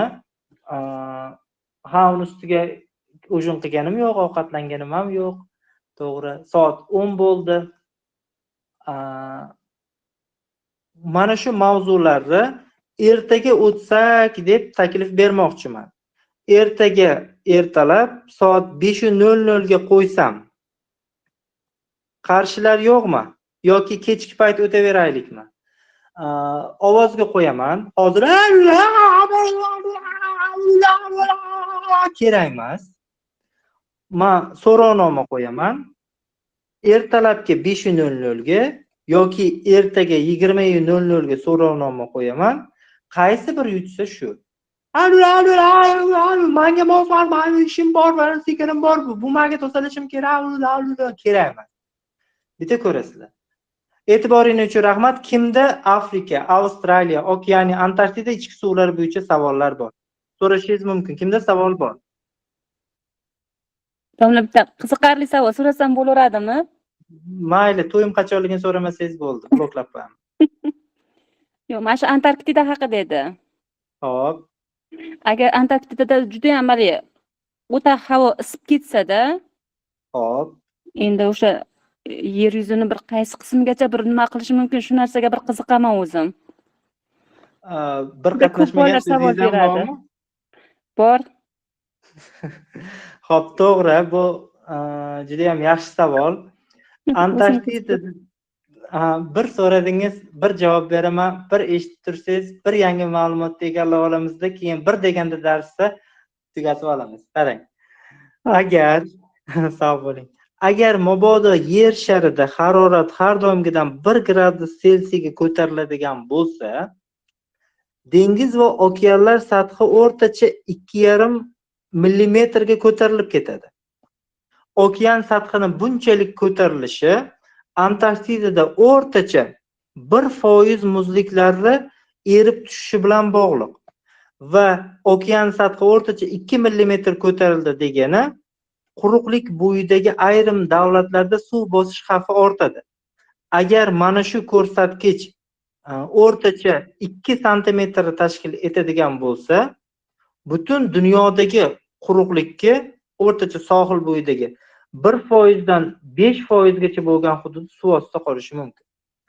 Agar mabodo Antarktida erib ketadigan bo'lsa, butun dunyoni 60 metr, dunyo okean sathi 60 metrlik suv ko'tariladi. 60 metr suv ko'tariladi degani, esingizda bo'lsa, 50 kilometrgacha bo'lgan okean sohillarida dunyo aholisining 27% yashaydi. 50 kilometrgacha bo'lgan hududlari deyarli 95% 200 metrgacha bo'lgan tekisliklardan iborat. Va mana shu butun dunyoda yashaydigan o'rtacha 2-3 milliard aholi suv ostida qoladi. Yoki boshqa joyga ko'chishga majbur bo'ladi. Demak, siz o'sha mabodo savol berganligi aytishingiz mumkin. Antarktida erib ketsa, dunyo okean sathi 60 metr ko'tariladi. Bu degani dunyodagi mavjud aholining qariyb 30% suv ostida qoladi hamda yer sharini o'rtacha 3dan 1 qismi suvni tagida qoladi deb javob berishingiz mumkin. Antarktida ham, Arktika ham, Grenlandiya ham ersa, O'zbekistonga bir tiga. Dunyoni suv bossa o'rdakka ne g'am degan gap bizga tegishli bo'ladi. Demak, Antarktida ersa 60 metr suv ostida qolishimiz mumkin. Rahmat, domla. Sizga ham rahmat. Sog' bo'ling. Yana kimda savol bor? Ustoz, assalomu alaykum. Va alaykum assalom. Shu darsni ertaga kunduz emas, kechga emas, indin o'tsangiz bo'lmaydimi, ustoz? Qachon o'tsam? Indinga. Indinga o'zi darsimiz bor-ku. Yo'q, to'xtamasdan o'tiraylik. Yaxshi ertaga ketyapti. chunki so'raganimning sababi ertaga gapga borishim kerak edi-da, o'shaning uchun. Yo'q, o'qishga ko'p ulgurmayapmiz-da, ko'p ma'lumot o'tyapsiz-da, ustoz. Ustozjon, o'shaning uchun a, hamma o'tilgan mavzuni kviz test qilib qo'yyapmiz. Bemalol kunduzi bilan takrorlab, ateng ko'p mavzu o'tmayman. Ichki suvlari bitta qilib, relyefi bitta qilib, nima desa bo'ladi? Kecha iqlimi bitta qilib o'tyapmiz. Ustoz, ilojimiz yo'qda, vaqtimiz kam. Tez darsni tugatib olaylik, keyin ikkinchi marta takrorlayotganda shunaqa halik progur qilib cho'zib gapga borib toqqa borib o'tamiz. E'tiboringiz uchun rahmat. Joyingiz jannatdan bo'lsin. Yaxshi dam oling. Katta rahmat domla.